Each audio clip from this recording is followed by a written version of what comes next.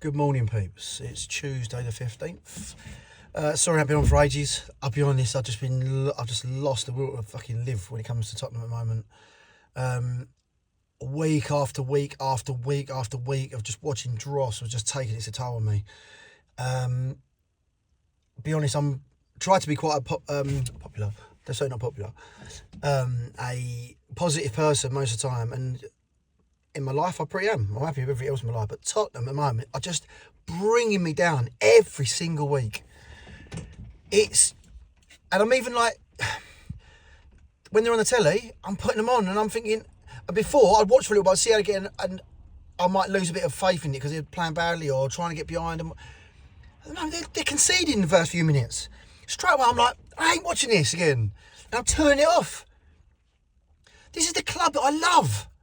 They're in me. It's in my blood. It's so painful at the moment, being a Tottenham fan. It really is. And it's doing my absolute nutting. The people that are still backing Ange Postecoglou. What the are they seeing? What are they seeing? All the promises he made. We played. They'll say, those 10 games at the beginning of last season. 18 months ago. More. We played well. As soon as all the top managers worked him out, that was the end of it. And hardly anybody has fallen from it since. We've had the odd good performance. And then you still get absolute morons, and I'm going to say morons, coming on these social media channels and chat show podcasts and backing him, saying, give him a chance. If we win that trophy, we're not going to win that trophy. What are you on? I know that the footballing gods can play really weird tricks on us. And yes, freakily we could win on Thursday and win the semi-final and get through to the final. It's not impossible that we could win it. I'm not putting any money on it. I wouldn't put any money on it, would you? But these people are saying, like, if we win, do we give him a chance to go into next season? No! The answer is no to that poxy question. He is the worst manager we have ever had. Yes, he talks a good game, which makes us like him. But he's lying. He lies out of his poxy mouth every single day, or all the interviews. Last week coming out and saying we had majority of the game, or we controlled the game. What game was he watching? We are the most embarrassing team in the league, in Britain at the moment, when it comes to any teams. Southampton are terrible, but they're terrible all the time. Don't try and pretend to be anything else. Postecoglou said we were terrible because we had injuries. All the injuries come back, and we're still crap. The geezer does not know how to coach players, full stop. The fact that he comes at his way of training or coaching players is, I teach him my mythology and my strategies of how to play the game, and then I just let them go and do it. That's not coaching. That's not what managers are supposed to do. Players, especially the youngest players we've got, they're only kids out there playing, half of them. Some of it's their first season, like Bergvall, first season in this country. And he's going, go and play, go and do your thing. They haven't got a thing. And because Daniel Levy not buying any experienced, talented players, top players, they haven't got them to look to. Honestly, it is just such a mess. But again, the most infuriating thing are these poxy supporters that are saying, we'd give him a chance, stick with him. Why? Why are you being so poxy loyal to this geezer? He doesn't coach players. He has no idea on the side of the pitch when things are going wrong. He's not talking to them. He's not saying to players, come over here, don't. And for example, when players are not playing his way of football, he needs to get them on their own in the poxy training ground, get them watching videos and saying, why the fuck are you doing that? Why is Romero running back with the ball and lapsadaisically tripping over it and then letting the ball go? Why is Romero, as a captain, after losing that game in such ridiculous fashion, disappearing off down the poxy fucking tunnel without going and applauding the fans, or going and help the players, or talk to the young players there, or trying to help them, trying to boost them up a little bit. He don't give a shit. He knows he's leaving. And yet Postecoglou knows he's leaving, Romero's leaving, and makes him captain. So that's Postecoglou's for you. He don't even know a good captain when he sees one. It is ridiculous. And at the moment, if I'm absolutely honest, it's ridiculous. In terms of loyalty and effort put into it, Bergvall is head and shoulders above everybody. So that what you're saying is we could make him captain, which I wouldn't, I'm not saying to do that, but in terms of the effort he's putting in and his attitude towards the football, Bergvall is head and shoulders above everyone at the moment. So you would say, right, make him captain. You're talking about a kid that's just come into this country playing his first season, and he is qualifying top of all the Tottenham players. It's just... I'm convinced, and I posted it on Last Word on Spurs, watching obviously the podcast, and I was writing stuff, and they kept making comments, and I'm not saying they can't do that, but they were taking my things and sort of saying it as if it was their own. But I put a post on there because I saw one of them read it, and then they said it, the first one, which was, I honestly think now, because of how ridiculous Tottenham is, Daniel Levy must be doing this on purpose. There is no reason why he is letting Postecoglou continue in his job with the ridiculous job he's done. And there's only one reason why I can see that. Because Daniel Levy only cares about financials. Only cares about financials. And if you're still not believing that, this is a great example of if what I think is true. He got rid of Mourinho because if he'd have won that trophy, his compensation package, if he'd let him go after that, would have been a lot more, a few million more. I think it might have been 5 million more because he'd have won his trophy. So Levy went, get rid of him now, that saves me that 5 million. On the other hand, I've got a strong suspicion that when Postecoglou agreed to come to Tottenham, because if you remember rightly, he was nowhere near the first choice for us. We were hunting for ages. He's probably like 4 or 5, maybe 6 down the list, because nobody wanted to work under Levy. But still, as fans, we've got to back Levy. And yet you've got managers who are in the game saying they don't want to manage Tottenham because Daniel Levy is such a nightmare. But Tottenham fans know better than them, of course, and they're still backing Daniel Levy, some of them. Honestly, this club is going to be a death for me. But I'm sure Postecoglou, when he signed his contract, had a clause put in it that if you got rid of him mid-season or within 2 seasons or something like that, that Levy, there'll be a compensation package for him, an additional. It's the only reason, logically, why Daniel Levy hasn't already sacked him. Come on, we're 15th, 2 points off of 17th, which is the bottom, if you don't know, everyone must know it, of the league. We are so poxy lucky that those 3 teams at the bottom were so rubbish this season. We are so lucky because they've beat us as well. Southampton, okay, we'll let them go because they are dross. I mean, I honestly thought that they were going to get a result against us. And in the second half, they could have come back if you watch the game. But yeah, they were terrible. But I'm putting them outside us. But other than Southampton, we are the worst team in the league, without doubt. It's the way Ange Postecoglou speaks to the fans, the way he acts towards the away fans. I mean, look, when I was younger, I used to go home and away when you could get tickets for away games. I would be going away when I was younger. Nowadays, work, finances don't allow me to do that. I go to as many Spurs games as I can, but in the last 4 months, I've been giving my tickets away to mates, to people. I just don't want to be over there. I only go over there for the protest. Because it just depresses me. And I'm sorry, I love my club without a doubt. And there's nobody on here that can ever say they love them more than I do.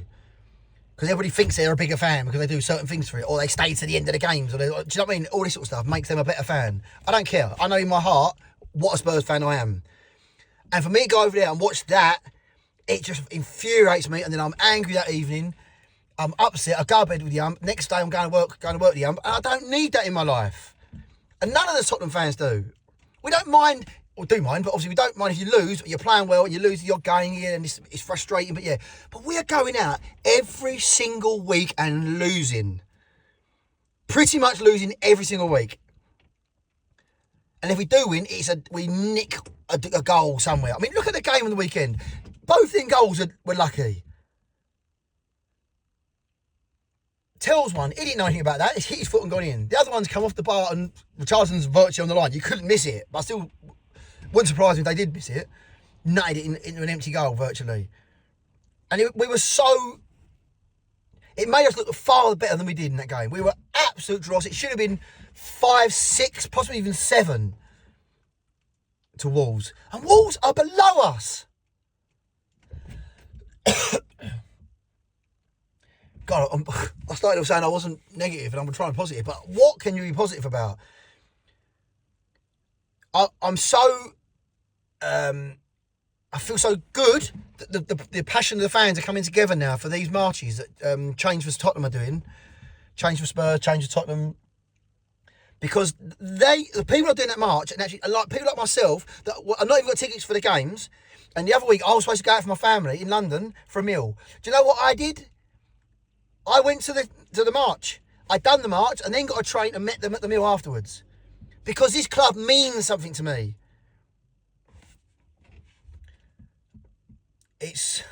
But again, honestly, I get so infuriated. I mean, obviously, before I see like Stell, Brian Daigle, and the rest of them saying, but sometimes I can think they can be a little bit too negative, but I don't blame them because everything they say comes true at the end of the day, so you can't really argue about it. But when they say it, and then your fans are not turning up to the thing, and you still got people on this podcast. God, I saw one on, We Are Tottenham TV.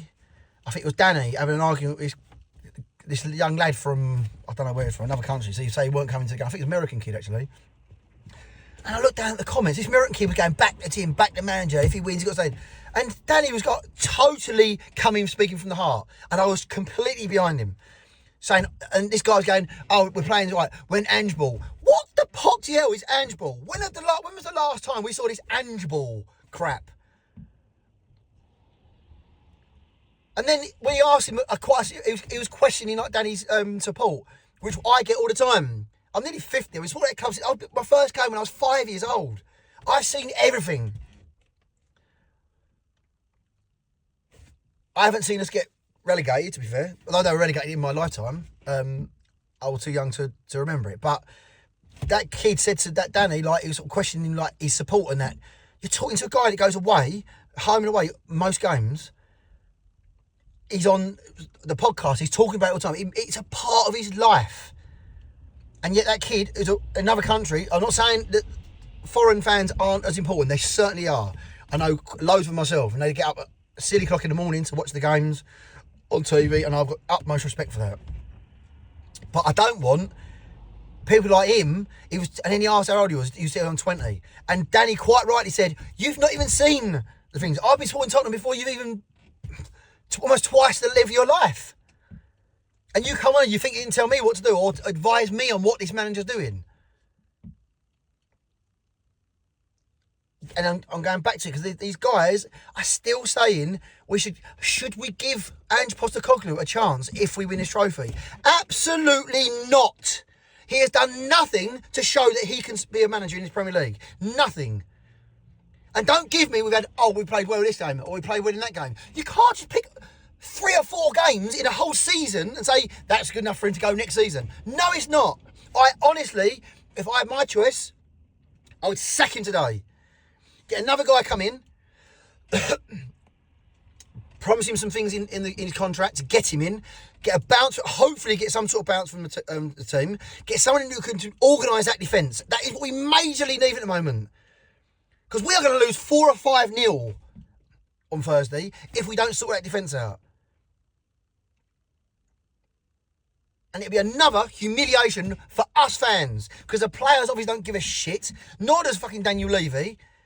And nor does half the fan base, to be fair, when I look at this. Because what are they going to do? All them fans that said, oh yeah, let's go into next season. Now you're going to give this guy a block of a whole season on the back of 3 results that may be fluky results in Europe. It'll be this game, then we've got the semi-final, so it might be 4 games, sorry. And then you've got the final. I don't know if the semi-final is a one-off game. I'm not sure. Playoff. Is it 2-legged? I'm not sure, to be fair. But anyway, to get through 3 games does not qualify you to get the job for next season after the shit show he's given us this year. The guy cannot manage. How can any more proof be given to people? The defence is terrible. The midfield is non-existent. The strike force are now not scoring goals anymore. What part of the field are you telling me he's worked on or deserves to get this next chance? Seriously, what is going on? Like I was saying before, if it was me, I'd get him out, get someone in to hopefully get some sort of bounce to give us some chance. To win this game on Thursday, which I doubt we're going to do anyway. But then at least the rest of the season, the guy can have 8 games or whatever it is, 7 games, to know what his squad is, to go into the new season or the off-season, pre-season, get rid of some players. Daniel Levy back him. I'm not even going to bother saying that because it's not going to happen. Just hopefully get some players in there that he can get, or start organising the players that we're going to get. I don't want to say Daniel Levy getting players anymore because it just isn't going to happen, okay? It's not going to happen. So I'm not going to stand around here trying to get all disappointed going after the summer, going to the new season with the players that he hasn't bought again. I don't know what you guys think. I mean, I'd prefer not to have Ryan Mason in if I could help it, but even so, I even think he would do a better job than Ange Postecoglou. He's useless. And I don't care what anyone says, I am saying now. And him doing that shit to the fans and then lying and trying to bullshit his way around it after he got caught out or conned out because the goal got disallowed against Chelsea. What a mug that geezer is. And yet he's still got muggy Tottenham fans supporting him. Blows my mind. And I was saying earlier, was Stell on that says that the Tottenham fan base are the problem in this club. And do you know what? For seasons, I wasn't having that. I'll go, piss off, mate. Like, what are you talking about? I completely understand it now. I'm completely on board with it. The comments that I'm seeing on the bottom of these podcasts and posts I see on here, they're all like going, back the team, what's the matter? You're not a real fan, you should be backing the team to the end. What are you talking about? If we logically can see a load of things going wrong and we're saying these are wrong, if we're seeing it, why the hell are the club not seeing it? Anyway, what a comeback from me, on YouTube. But yeah, I'm gonna try and stay on here a bit more now because it just breaks my heart to see Tottenham like this. It really does. Anyway, I'm gonna shoot, so I'll go back to work. But I'm gonna say it. Please, can we get a result on Thursday, just to keep the season going, or give us something to think about? But then again, could it be if he does lose, then Postecoglou goes? Then I don't want us to lose. Still, I don't want us to lose. I'm not ever going to wish us to lose. But there might be a silver lining in us losing, that muppet will get the sack. Right, anyway, I'm going to be off from here, but I'm going to say again, like always, I hope you have a good day. And come on, please support them. And I told you so before I go, please go to the next protest. If you Google or go on to Change for Tottenham, Change for Spurs, or We Are Tottenham TV, Last Word on Spurs, all those sort of channels, the main shows, they're all giving out advice, information on the next protest. I think it's Crystal Palace game, but I'm not sure. But they're trying to change different things as they do it, as they go each month or each protest. We need to keep this going. We need to keep Levy seeing us outside that stadium. It's always peaceful. It's always a peaceful protest. It's always good humour. We sing. We're getting our point across. We're laughing with each other to try and keep it as a nice way, a nice meet up with everybody. It's a good atmosphere in the protest. So if you've got kids, bring the kids along as well. There's never any trouble in there. I promise you, I've been there twice. I took my kids. There's no trouble in there at all. It's just lovely. We're just singing. We go up there and before the game, make our presence known outside the front of the stadium, and then we go and watch the game, and then we support the team. That's most important. We make our feelings known to the club, and then we go and support the team in the stadium. And then there are some minor little protests inside the stadium that they keep organising, which is really clever and really good. which we can always participate in. But then as soon as the player's on the pitch, we want to be supporting that team. That is so important for me. Anyway, I'll leave on that. Yeah, so change for Tottenham. Please go and look for them and come to the next protest, please. And hopefully I'll see you there. Come have a chat if you want to talk to me. Anyway, let's try and smile and fingers crossed for Thursday night. Come on, please, Tottenham. Come on, you Spurs. Please.